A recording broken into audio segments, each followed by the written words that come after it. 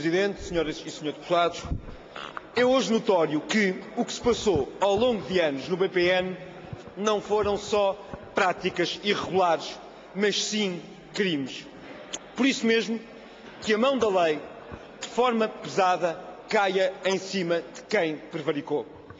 Mas é hoje também notório, é evidente, é até redundante que a supervisão bancária exercida pelo Banco de Portugal falhou. Falhou no caso do BPN, falhou no caso do BCP, e essas duas falhas não podem passar em claro. Quem, como nós, defende uma economia de mercado com responsabilidade ética, sabe que isso implica um regulador que seja preventivo, que seja tempestivo, que seja interventivo, que seja eficaz e que seja, até quando isso é preciso, incómodo. Ora, foi isto que nós não tivemos no caso BPN. No caso BPN, tivemos um governador do Banco de Portugal que, em nome da instituição, não quis saber porque é que, num curto período de tempo, 21 administradores entraram e saíram de funções, o que não é normal. No caso BPN, tivemos um supervisor que não quis saber porque é que, em 4 anos, por 4 vezes, mudaram os auditores do banco, o que é muito anormal. No caso do BPN, tivemos um supervisor que não quis saber da repetição das más práticas que já tinham sido assinalados nos relatórios de auditoria da Deloitte desde o ano de 2002. No caso BPN, tivemos um supervisor que não achou estranho o facto de, repetidamente, o BPN não dar resposta às perguntas do Banco de Portugal.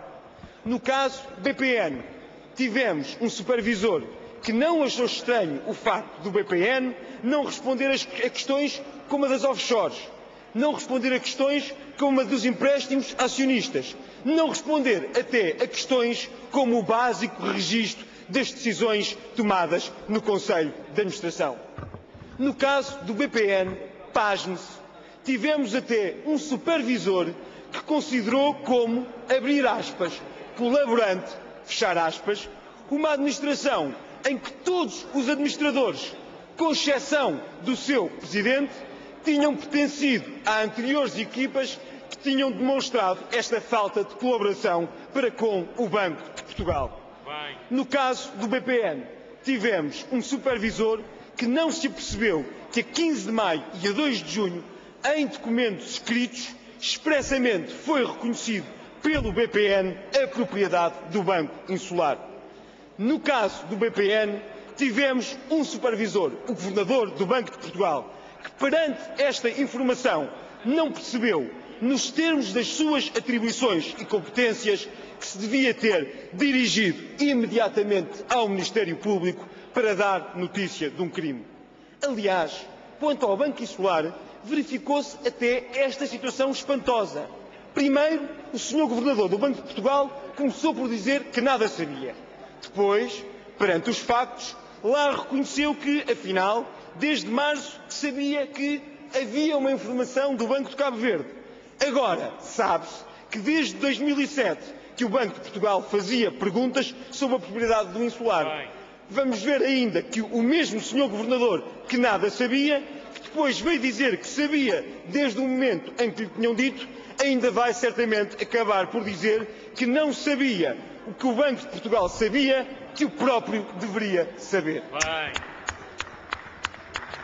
Mas observe-se o que é que o regulador, o Banco de Portugal, fez relativamente ao BPN ao longo de todos estes anos. Do extenso rol de competências que o supervisor tem, quais é que foram utilizadas? Ao longo dos anos, nenhuma contraordenação foi levantada contra o anterior presidente do banco, chegando-se até ao paradoxo de ver a nova administração do banco, ou seja, o Estado, ou seja, os contribuintes, a terem de pagar as contraordenações pelos erros de gestão das anteriores administrações. Quanto à inspeção do Banco de Portugal, veja-se que quando finalmente o Banco de Portugal pediu uma A auditoria externa, já essa auditoria externa, tinha sido ordenada há mais de 15 dias pela nova administração do BPN. Mas até perante o extenso rol de competências que o Banco de Portugal tinha nesta matéria, a verdade é que não usou mão de nenhuma. Não pediu, por exemplo, aspectos como a suspensão de administradores. Não pediu, por exemplo, a nomeação de uma comissão de fiscalização. Não pediu, por exemplo, a restrição das práticas de gestão.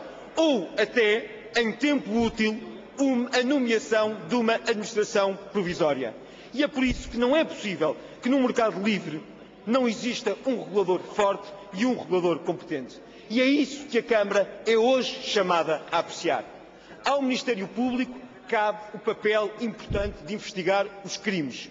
Ao Parlamento, e só ao Parlamento, pode caber o papel de investigar o que se passou errado na supervisão. E é isso mesmo que o CDS, com esta comissão de inquérito, quer que o Parlamento possa fazer. Como é óbvio, teremos também de analisar um conjunto de aspectos que se passaram dentro do BPN. Como é óbvio, seremos forçosamente chamados a analisar o processo que levou à nacionalização do BPN. Mas o que é para nós absolutamente essencial é perceber o seguinte: só com um regulador forte é que a intervenção do Estado pode ser minimizada. Com Sr. Deputado Mota Soares, já excedeu largamente tempo. Com um regulador fraco, a intervenção do Estado é forte e é forte à custa do contribuinte. É isso que nós queremos aqui poupar, o dinheiro do contribuinte, que uma ação em tempo útil do Banco de Portugal teria certamente poupado. Muito obrigado, Sr. Presidente, até pela sua costumeira tolerância.